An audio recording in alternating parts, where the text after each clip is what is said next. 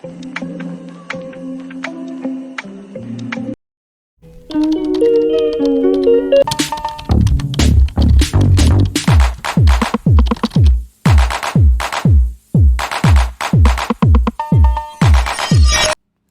علیکم، welcome back to فضا Bangash vlogs. کل 25 ربیع الاول کو ایک جگہ میں میلاد پڑھنے گئی تھی، تو یہ کچھ وہاں کی ڈیٹیلز ہیں جو میں آپ کے ساتھ شیئر کر رہی ہوں۔ تو یہاں پہ ہمارے سفر کا آغاز ہو گیا تھا جہاں میں جا رہی تھی، اور بتاتی چلوں کہ آج 26 ربیع الاول ہے، جو کہ منسوب ہے رحلت جناب ابو طالب علیہ السلام کے ساتھ۔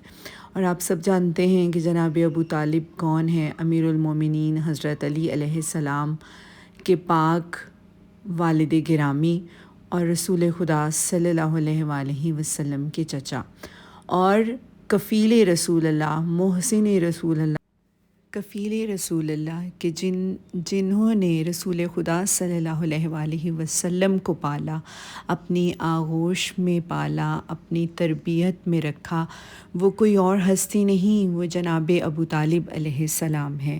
اور یہ بھی آپ سب جانتے ہیں کہ جب جناب موسیٰ کے بارے میں قرآن میں آیا کہ ہم نے مشرکہ دائیوں کا دودھ حرام کر دیا ہے موسیٰ پر، تو موسیٰ عبد ہیں، نبی کریم سردار ہیں، موسیٰ ریت ہیں، ہمارے نبی وارث ہیں، وارث انبیاء ہیں۔ موسیٰ تو جانتے ہیں کہ کس کا دودھ ہم نے پینا ہے اور کس کا نہیں، کیونکہ اللہ نے نبیوں پر مشرکہ دائیوں کا دودھ حرام کر دیا۔ تو موسیٰ تو عبد ہیں، ہمارے نبی سردار ہیں، اور موسیٰ پہ جب مشرک دائیوں کا دودھ حرام کر دیا، اور خدا کہہ رہا ہے کہ میرا نبی کبھی کافر کے گھر سے نہیں کھاتا، جب بھی کھاتا ہے طیب رزق کھاتا ہے، حلال رزق کھاتا ہے، تو آپ خود سوچئے کہ جناب ابو طالب کے گھر رسول خدا رہے، وہیں پہ پلے، وہیں پہ ان کی تربیت کی گئی۔ تو اگر جناب ابو طالب مسلمان نہیں تھے تو 17 سال نبی جناب ابو طالب کے گھر سے کیا کھاتے رہے؟ یہ بھی سوچنے کی بات ہے۔ جناب ابو طالب وہ ہیں کہ جنہوں نے رسول خدا کا نکاح پڑھا۔ جناب ابو طالب وہ ہیں کہ جو محسن اسلام ہیں، کیونکہ انہوں نے دین پھیلانے والے نبی کو پالا، ان کو اپنے گھر میں پناہ دی۔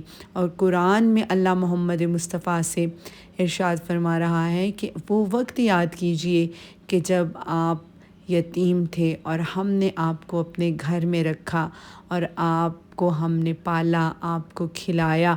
تو وہ کوئی اور نہیں، کیا اللہ نے اپنے گھر میں رکھا؟ کیا اللہ نے کھلایا؟ بے شک رزق دینے والی اللہ کی ذات ہے، زندگی دینے والی، پیدا کرنے والی ذات خدائے بزرگ و برتر کی ہے، لیکن اللہ نے اپنے نبی کو جناب ابو طالب کے گھر میں رکھا۔ جب وہ یتیم ہوئے، جناب ابو طالب کے ذریعے سے انہیں پناہ دلوائی، اور وہیں پہ ان کی آغوش میں انہیں پالا اور ان کی تربیت ہوئی۔ لیکن پال ابو طالب رہے ہیں، لیکن اللہ کہہ رہا ہے کہ میں پال رہا ہوں۔ قربان چلی جاؤں شان ابو طالب، کہ کیا شان ہے میرے مولا کی۔ اور آج ان کی رحلت کا دن ہے، تو ہم امام زمانہ کی خدمت میں بھی پرسہ پیش کرتے ہیں، ہم جناب رسول خدا مولا علی مشکل کشا کی بارگاہ میں پرسہ پیش کرتے ہیں۔ جی، تو ہمارا سفر رواں دواں ہے، اور میں نے تسبیح حضرت بی بی فاطمہ سلام اللہ علیہا بھی پڑھ لی ہے، جس کا بے حد اجر و ثواب ہے۔ اور اس کے بعد زیارت عاشوراء کی تلاوت بھی میں نے کر لی ہے۔ زیارت عاشوراء کی تلاوت ہو گئی، اور اب ہم تقریباً پہنچ چکے ہیں، اور یہ اب ہم جہاں پہ ہم میلاد پڑھنا تھا وہاں پہنچ چکے ہیں، اور اب پڑھنے کا آغاز ہو چکا ہے۔ مجھ سے پہلے جن لیڈیز نے نعت خوانی کرنی تھی انہوں نے نعت خوانی کی، اور اس کے بعد پھر میں نے پڑھا۔ تو ہمیں سرکار دو عالم کا جشن منانے کے لیے ہمارے پاس کچھ میرٹ ہونے چاہیے، کچھ مقصد ہونے چاہیے۔ پہلا تو یہ کہ ہم جب جشن پڑھیں تو اس لیول پر پڑھیں اور اس معیار پہ پڑھیں کہ نبوت اور امامت کو بیان کریں، نبوت اور رسالت کو اس میرٹ پر بیان کریں جس میرٹ پر قرآن نے بتایا ہے۔ دوسرا، ہم رسول کو فضل کبیر رحمت للعالمین سمجھ کر کہ جس قوم کو اتنا بڑا ہادی نصیب ہو جائے کہ ان کی سیرت طیبہ سے ہماری کچھ رہنمائی ہو سکے۔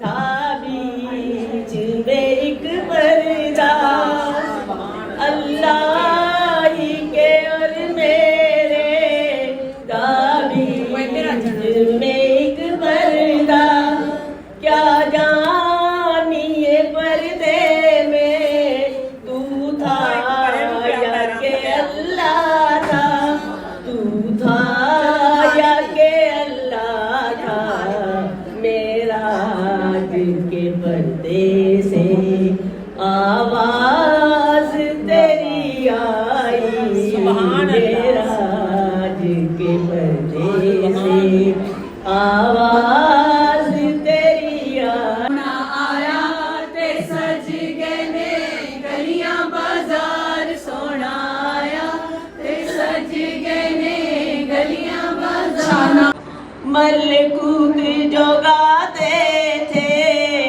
وہ تیرا ترانہ تھا غلمان کے ہونٹوں پہ تیرا ہی فسانہ تھا تیرا ہی فسانہ تھا اس بزم میں جو اٹھا تیری غزل گائی سونا آیا تے سج گئے گلیاں بازار سونا آیا تے سج گئے گلیاں بازار مدینہ یثرب کے والی سارے نبی تیرے در کے سوالی شاہ مدینہ شاہ